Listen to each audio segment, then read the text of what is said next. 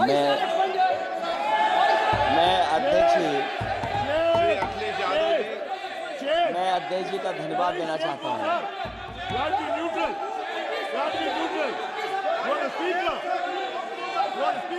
अध्यक्ष महोदय,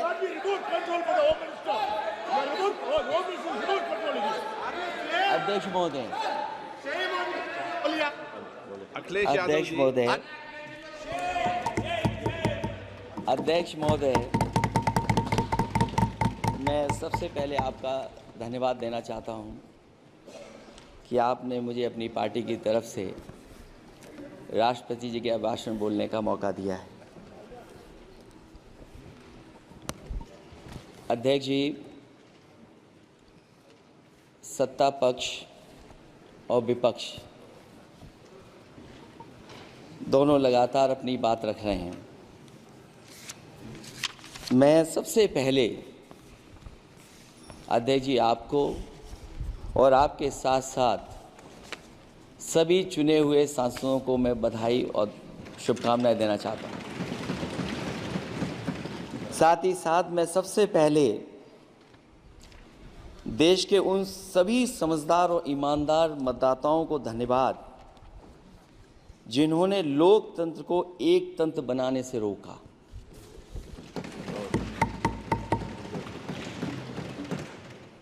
चुनाव के समय पर अध्यक्ष जी ऐसा कहा गया कि 400 पार।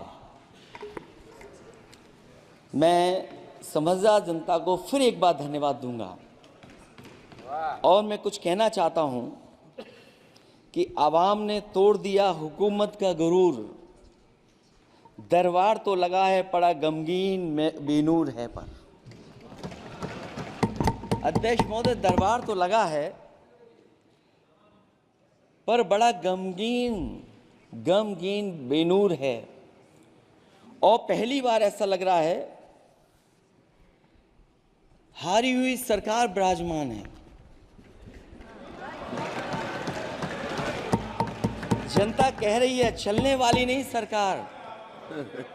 अध्यक्ष महोदय, जनता कह रही है चलने वाली नहीं, ये गिरने वाली सरकार है।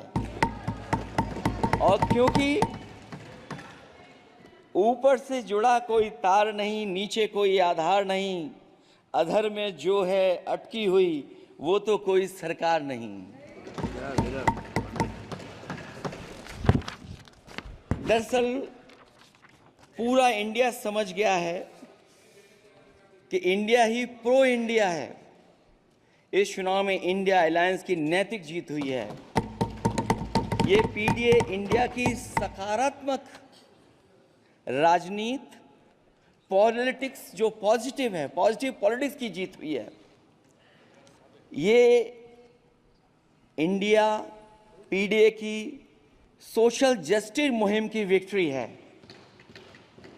2024 का परिणाम हम इंडिया वालों के लिए जिम्मेदारी से भरा पैगाम भी है।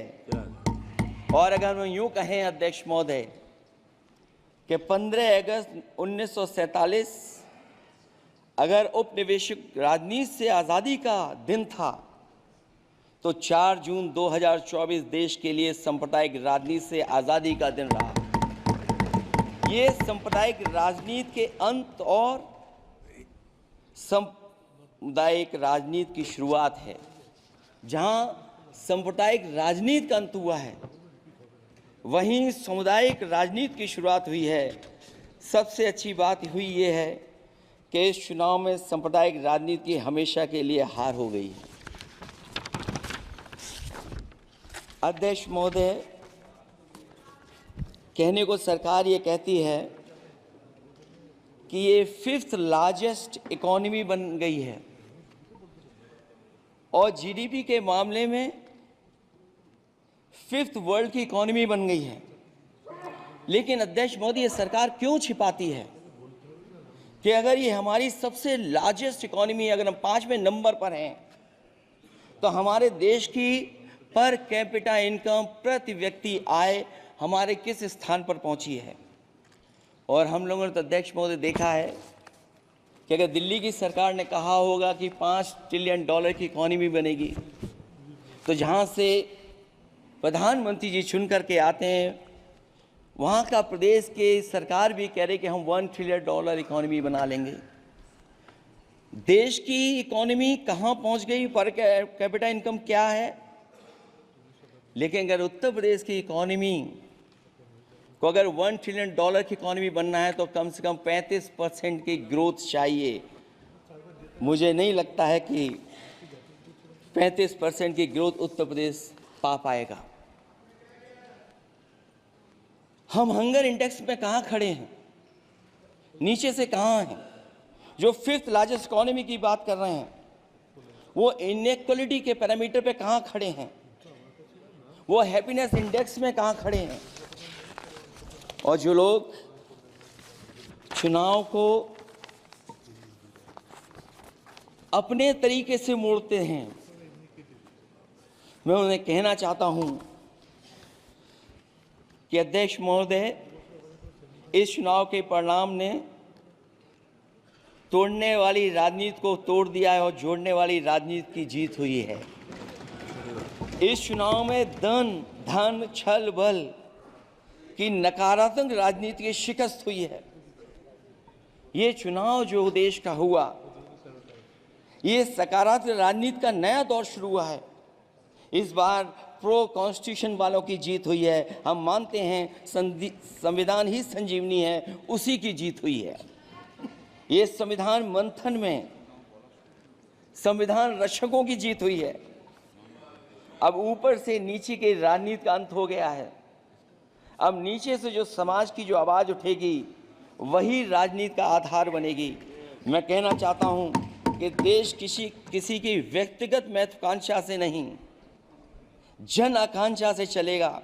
मतलब अब मनमर्जी नहीं, जनमर्जी चलेगी। इस चुनाव का बड़ा पैगाम यही है।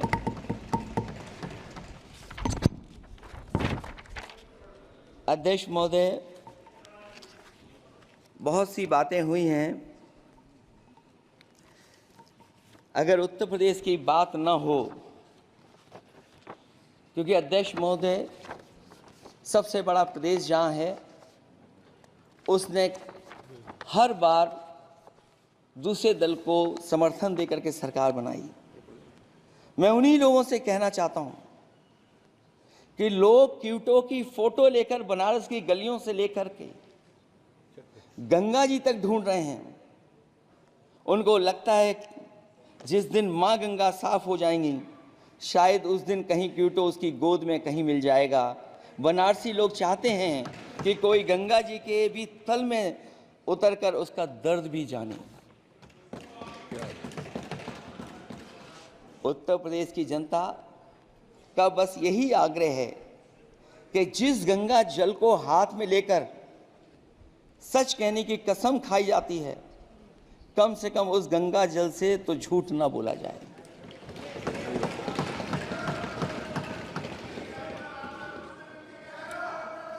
जहां विकास के नाम पर खरबों रुपए की लूट का राज खोलते भ्रष्टाचार के गड्ढे प्रदेश का नाम खराब कर रहे हैं, वहीं पहली बारिश में ही टपकती हुई छत और गिर चुकी स्टेशन की दीवार बेईमानी की निशानी बन गई है। अध्यक्ष महोदय, विकास का ढिढोरा पीटने वाले इस विनाश की जिम्मेदारी कब लेंगे? और रही सच्चे विकास की बात, तो हमने जो सड़क बनाई उस पर हवाई जहाज उतरे थे और उत्तर प्रदेश की मुख्य नगरी में सड़कों पर नाव उतरी हैं। और अभी बारिश और हो जाएगी तो नाव से भी चलना पड़ेगा। यही स्मार्ट सिटी के जुमले का भी हाल है। न तो जाम से छुटकारा मिला, न बुनियादी सुविधाओं से कोई निजात मिली, न कोई बुनियादी सुविधाएं मिल पाई हैं। मुझे याद है अध्यक्ष महोदय, देश के प्रधान सांसद जी ने अनाथ पशुओं के बारे में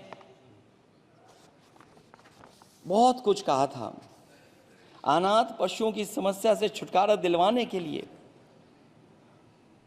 का वादा किया हुआ, लेकिन कई चुनाव बीत गए हैं, अभी तक गन्ने का भुगतान 2 हफ्ते का वचन जो दिया था, कहां दिया था? अब तो वचन देने वाले को भी याद नहीं है। हर बात को जुमला बना देने वाले लोगों के ऊपर से जनता का भरोसा उठ गया है। इसीलिए बहुमत की सरकार नहीं है, ये सहयोग से चलने वाली सरकार है। डबल इंजन के नाम पर उत्तर प्रदेश को टकराहट के सिवा कुछ हासिल नहीं हुआ है। उत्तर प्रदेश में प्रभुत्व की लड़ाई 2 लोगों को आपस में लड़ा रही है, लेकिन उसकी मार जनता को सता रही है। पिछले 10 सालों की उपलब्धि बस इतनी रही कि एक शिक्षा परीक्षा माफिया का जन्म हुआ। अध्यक्ष महोदय, जिस समय चुनाव में थे और उत्तर प्रदेश में वो हालात देखे हैं कि नौजवान जब भी तैयारी कर करके जाता था और परीक्षा दे करके लौटता था तो उसको पता लगता था कि पेपर लीक हो गया। और उत्तर प्रदेश में केवल एक पेपर लीक नहीं हुआ है, जितनी भी परीक्षाएं हुई हैं सब पेपर लीक हुए हैं। केवल उत्तर प्रदेश ही नहीं, मैं माननीय सांसद की तरफ से सुन रहा था, कई ऐसे प्रदेश हैं जहां पर परीक्षाएं देने तो बच्चे गए लेकिन वहां भी पेपर लीक हो गया। और अभी जब 4 जून को रिजल्ट आया, उसके बाद जो बात उठी है, देश की सबसे प्रेस्टिजियस परीक्षा, उसका भी पेपर लीक हो गया। और आखिरकार ये पेपर लीक हो क्यों रहा है? सच्चाई तो ये है कि ये सरकार पेपर लीक इसलिए करा रही है कि सरकार नौकरी नहीं देना चाहती, रोजगार नहीं देना चाहती, उन नौजवानों का भविष्य नहीं बनने देना चाहती। पिछले 10 सालों की उपलब्धि बस इतनी रही है कि एक शिक्षा परीक्षा माफिया का जन्म हुआ है, जिसने तथाकथित अमृत काल में युवाओं के भविष्य की आशाओं को ही जहर दे दिया है। जो सरकार उम्मीद को मार दे, वह न तो वर्तमान को सुधार सकती है, न भविष्य को संवार सकती है। सरकार आशा का प्रतीक होनी चाहिए, निराशा का नहीं। जनता चाहती कि हर समस्या के लिए बीते कल को जिम्मेदार ठहराने के बहाने को सरकार छोड़े और आने वाले कल की बात करे। अगले 1000 साल के झूठे सपने दिखाने वाले, अगले महीने होने वाली परीक्षाओं के लीक न होने की गारंटी कब लेंगे? जनता अब न तो किसी बहकावे में आएगी और न किसी के बहलावे फुसलावे में आएगी। जो लोग कहते हैं कि अमृत काल की बात करने वाले, जनता का जागरण काल आ गया है। आज इस सदन में नए राजनीतिक जागरण के अनेक प्रतिनिधि बैठे हैं। अब जब बात होगी तो सच्ची बात होगी और जनता को पूरी सच्चाई के साथ हम लोग अपनी जिम्मेदारी के साथ बात रखेंगे।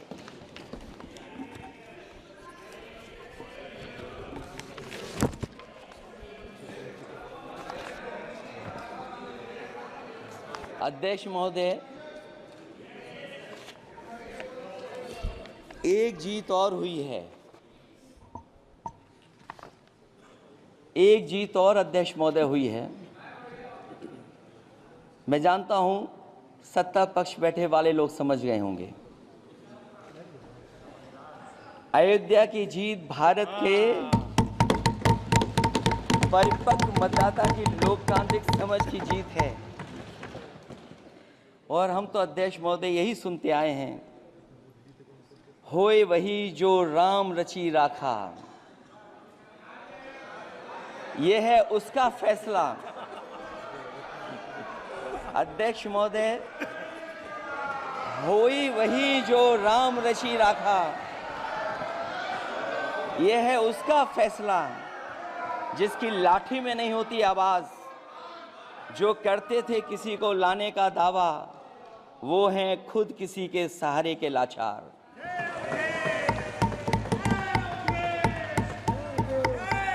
अध्यक्ष महोदय, मैं फिर कह देना चाहता हूं, होए वही जो राम रची राखा, यह है उसका फैसला जिसकी लाठी में नहीं होती आवाज।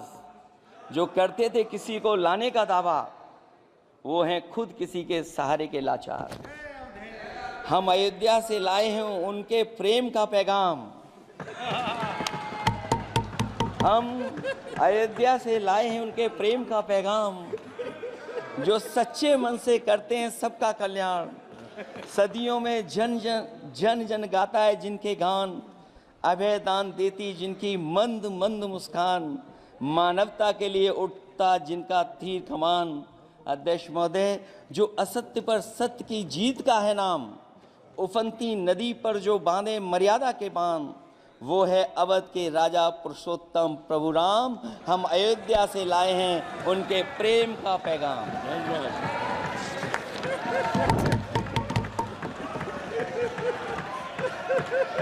अध्यक्ष महोदय,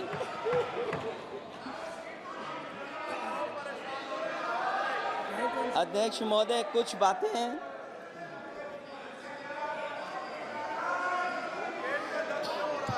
अध्यक्ष महोदय, कुछ बातें समय और काल से परे होती हैं, इसलिए आज यहाँ उत्तर प्रदेश के सदन में पढ़ा गया एक शेर याद आ गया, जो तब सही था अब और सही साबित हो रहा है। इजाजत हो अध्यक्ष जी तो मैं अर्ज करूं। हजूरे आला आज तक खामोश बैठे इसी गम में, हजूरे आला आज तक खामोश बैठे हैं इसी गम में, महफिल लूट ले गया कोई जबकि सजाई हमने। योगी जी के लिए, योगी जी के लिए।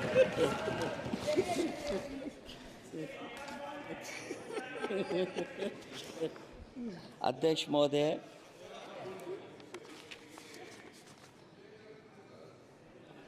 मैं मॉडल ऑफ कंडक्ट जब चुनाव हुआ, लागू हुआ, उस समय मैंने देखा कि कुछ लोगों पर मेहरबान रही सरकार और कमीशन भी। कई मैं बहुत डिटेल में नहीं जाना चाहता हूं अध्यक्ष महोदय, लेकिन कहीं ना कहीं प्रश्न उस संस्था पे भी लगा है, और अगर उस संस्था पर प्रश्न लगा है तो लगाने वाली सरकार की वजह से लगा है। इसलिए अगर निष्पक्ष होगी वो संस्था तो न केवल हमारा लोकतंत्र स्वस्थ होगा, बल्कि हमारे लोकतंत्र और मजबूत दुनिया में दिखाई देगा। अध्यक्ष महोदय, ईवीएम पे मुझे कल भी भरोसा नहीं था, आज भी नहीं भरोसा। मैं 80 के 80 सीट जीत जाऊं तब भी नहीं भरोसा। और मैंने अपने चुनाव में कहा था अध्यक्ष महोदय कि ईवीएम से जीत करके ईवीएम हटाने का काम करेंगे। न ईवीएम का मुद्दा मरा है, न जाएगा खत्म। जब तक ईवीएम नहीं हटेगी हम समाजवादी लोग उस बात पर अड़ग रहेंगे। उत्तर प्रदेश अध्यक्ष महोदय वो प्रदेश है जिसने सरकार बीजेपी की बनवाई, एक बार नहीं 2 बार बनवाई, और उसी उत्तर प्रदेश के साथ कितना बड़ा भेदभाव, उत्तर प्रदेश के साथ बड़ा भेदभाव। मुझे याद है वो दिन जब प्रधानमंत्री जी एयरफोर्स के सबसे भारी वाहन हवाई जहाज से उतरे थे सड़क पर। वो अलग बात है कि उस प्रदेश के मुख्यमंत्री उनके साथ नहीं बैठ पाए थे, लेकिन वो एक्सप्रेसवे जो बना था और आज भी जो उत्तर प्रदेश में बन रहे हैं वो उत्तर प्रदेश के बजट से बन रहे हैं। लेकिन दिल्ली की तरफ से कोई एक्सप्रेसवे अभी नहीं दिया गया है। न केवल इंफ्रास्ट्रक्चर में भेदभाव हुआ है, बल्कि हमें याद है कि प्रधानमंत्री जी ने बड़े पैमाने पे गांव गोद लिए थे। और सोचिए, अगर देश के प्रधान सांसद अगर किसी गांव को गोद ले लें और उस गांव की तस्वीर न बदले, तो शायद मैं नहीं समझता हूं कि किसी गांव की तस्वीर 10 साल में बदली होगी। मुझे वो गांव जिसको उन्होंने गोद लिया, जो प्रधानमंत्री जी की आदर्श योजना थी उसके तहत जो गोद लिया गया था गांव, वो 5 वर्ष पहले खूब शोर हुआ था कि बनारस शहर की तरह डोमरी में चमचमाने लगेगा एक गांव। हकीकत में कुछ नहीं हुआ। उसकी दुर्दशा वैसी की वैसी है, जैसे था गांव वैसे ही का वैसा है। टूटी सड़कें, कच्ची पगडंडियां, उखड़े और टूटे हुए ईंट के खंजे, बदहाल हैंडपंप, पावरलूम और पंखे के जाली के कारखाने को आखिर कब तक रफ्तार मिलेगी जो उस गांव में काम होता था, लोग करते थे। खाली पड़े रसोई गैस के सिलेंडर, अंधाधुंध बिजली कटौती के बीच इस गांव के लोगों को हर सुबह मजदूरी की कभी ना खत्म होने वाली तलाश आखिर कब पूरी होगी। तो सोचिए, एक गांव की तस्वीर ये है। जो गांव कभी गोद लिया गया था, उस गांव की भी तस्वीर नहीं सुधर पाई है। जो भाजपा के स्मार्ट सिटी के झूठे सपने में गांव के लिए कोई जगह नहीं है। अपने गांव गोद लेने की जो बात कही थी, क्या वो भी जुमला था अध्यक्ष जी? पता नहीं जिस गांव को गोद लिया था उसका नाम भी किसी को याद है कि नहीं। मैं नाम पूछ करके किसी को शर्मिंदा नहीं करूंगा, क्योंकि अगर नाम याद है तो ये तो और भी बुरी बात है कि अपने नाम याद रखने के बावजूद भी कुछ नहीं किया। जिसे गोद लिया जाता है उसे अनाथ बनाकर छोड़ देना अच्छी बात नहीं है। और अगर तस्वीर अध्यक्ष महोदय बदली हो 10 साल में उन तमाम गोद लिए हुए गांवों की, तो मैं सत्ता पक्ष के लोगों से कहूंगा जरूर इस सदन में बात रखें, जरूर बताएं आप। जो बात कभी अध्यक्ष महोदय कास्ट सेंसस की उठी थी, हम उस कास्ट सेंसस के पक्ष में हैं कि बिना कास्ट सेंसस के सामाजिक न्याय संभव नहीं है। सबको हक दिला पाना मुश्किल है। अध्यक्ष महोदय, राष्ट्रपति जी के अभिभाषण में अग्निवीर को लेकर के जो चिंता विपक्ष की थी और देश के नौजवानों की थी, वो चिंता वैसी की वैसी बनी है। अध्यक्ष महोदय, मैं ये कहना चाहता हूँ, मैं खुद मिलिट्री स्कूल से पढ़ा हूँ। मेरे साथ के बहुत बड़े पैमाने पे लोग फौज में, मैंने समय समय पे जो मेरे साथ पढ़े जो सीनियर थे उनसे भी जानकारी हासिल की है। बड़े बड़े ऑफिसर से मैंने पूछा है, वो शायद आपको न बता पाएँ, लेकिन दबी जुबान में उन्होंने कहा है कि देश की सुरक्षा के साथ अग्निवीर जैसी व्यवस्था लागू करने से समझौता हो रहा है। अध्यक्ष महोदय, किसी भी देश की सबसे बड़ी प्राथमिकता अगर कोई है तो वो देश की सीमाओं की सुरक्षा है। अग्निवीर जैसी व्यवस्था से कभी संभव नहीं है। अध्यक्ष महोदय, हम अग्निवीर व्यवस्था को कभी स्वीकार नहीं कर सकते हैं। आज नहीं कल, कल नहीं बाद में, जब कभी भी सत्ता में इंडिया गठबंधन आएगा, अग्निवीर व्यवस्था हमेशा हमेशा के लिए खत्म हो जाएगी। अध्यक्ष महोदय, जिन्होंने कहा कि हम आय किसानों की दोगुनी कर देंगे, आज किसान पूरा देश का देख रहा है कि उसकी आय कहां दोगुनी हो गई। और जिस तरह महंगाई बढ़ी है, सरकार बताए कि महंगाई इस बढ़ने पे उसकी आय कितनी होनी चाहिए। और जो इंफ्रास्ट्रक्चर की बड़ी बड़ी बातें की गई थी कि एमएसपी लागू करने के लिए एग्रीकल्चर सेक्टर का इंफ्रास्ट्रक्चर तैयार होगा, लेकिन जहां तक मैंने उत्तर प्रदेश में देखा है, अगर इस सरकार में एक भी नई मंडी बनी हो तो मुझे सरकार बता दे। अध्यक्ष महोदय, जो इंफ्रास्ट्रक्चर एग्रीकल्चर सेक्टर में बनाने की बड़ी बात कही थी, अगर सरकार की तरफ से एक भी मंडी 10 साल में बनी हो तो जरूर सरकार बताए। जो सरकार मंडी नहीं बना सकती है उस पर एमएसपी का भरोसा कैसे कर सकते हैं? जिन्होंने एमएसपी का भरोसा दिलाया था। हम अध्यक्ष महोदय आपके माध्यम से यही कहेंगे कि जो राष्ट्रपति के अभिभाषण में लीगल गारंटी एमएसपी को मिलनी चाहिए थी, वो क्रॉप्स को नहीं मिली है। न केवल फसलों को मिले बल्कि हॉर्टिकल्चर क्रॉप्स को भी एमएसपी देने का फैसला हो, जिससे कि हमारा किसान खुशहाल हो सके। साथ ही साथ ओपीएस की बात अभिभाषण में नहीं आई है। ओल्ड पेंशन स्कीम लागू हो, जिससे हमारे तमाम सरकारी कर्मचारियों का भविष्य बन सके। और देश की एक बड़ी आबादी, जहाँ से मैं चुन करके आता हूँ, उत्तर प्रदेश, जहाँ बुनकर, न केवल उत्तर प्रदेश बल्कि देश के कोने कोने में बुनकर समाज के लोग बड़े पैमाने पर रह रहे हैं। लेकिन बुनकरों को जो सुविधाएं मिलनी चाहिए वो भी इस सरकार में नहीं मिल पा रही हैं। जो प्रदेश सरकारों ने कभी बुनकरों के लिए योजनाएं चलाई थीं वो भी अध्यक्ष महोदय बंद कर दी हैं।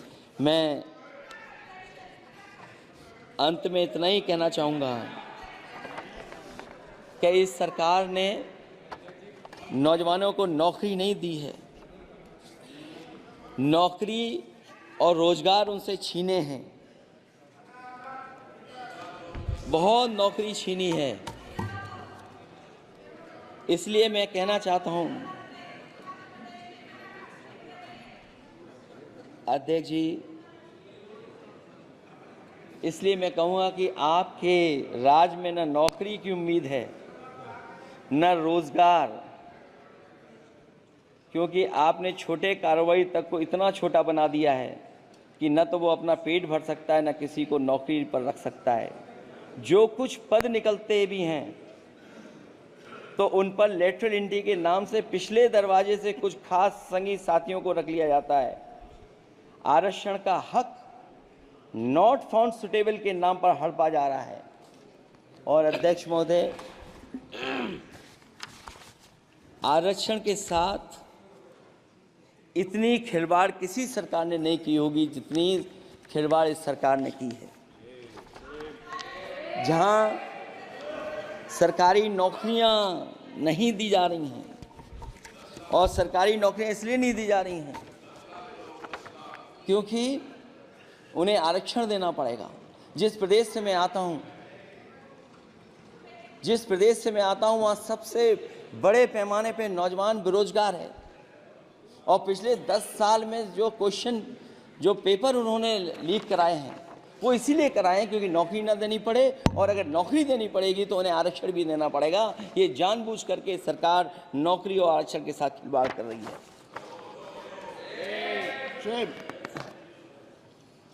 मैं अध्यक्ष महोदय अंत में इतना ही कहना चाहता हूं, आशा है ये सरकार तब तक चलेगी तब तक उसके केंद्र में इस देश का हर एक गरीब, शोषित, वंचित, पीड़ित, पिछड़ा, दलित, अल्पसंख्यक, आदिवासी, महिला, युवा, छोटा कारोबारी, ईमानदार, नौकरी पेशा, आम आदमी और कर्मचारी, अधिकारी, मजदूर और किसान होगा, ना कि धनवान होगा। और शासन के आधार पर संविधान होगा। वह जुमलों की जगह सच में महंगाई, बेरोजगारी, भ्रष्टाचार, गरीबी, भुखमरी, सांप्रदायिक हिंसा, दलित व महिला उत्पीड़न, सामाजिक अन्याय जैसे मूलभूत मुद्दों का समाधान होगा। और भोजन, बिजली, पानी, दवाई, पढ़ाई जैसी बुनियादी ज़रूरतों के लिए कागजी योजनाओं की जगह सच में इंतज़ाम होगा। मैं एक बार फिर उत्तर प्रदेश की समझदार जनता द्वारा सबसे बड़ी पार्टी चुने जाने के साथ साथ इंडिया गठबंधन समाजवादी पार्टी या कांग्रेस को सबसे ज़्यादा सीटें जिताई, उसके लिए मैं उत्तर प्रदेश की जनता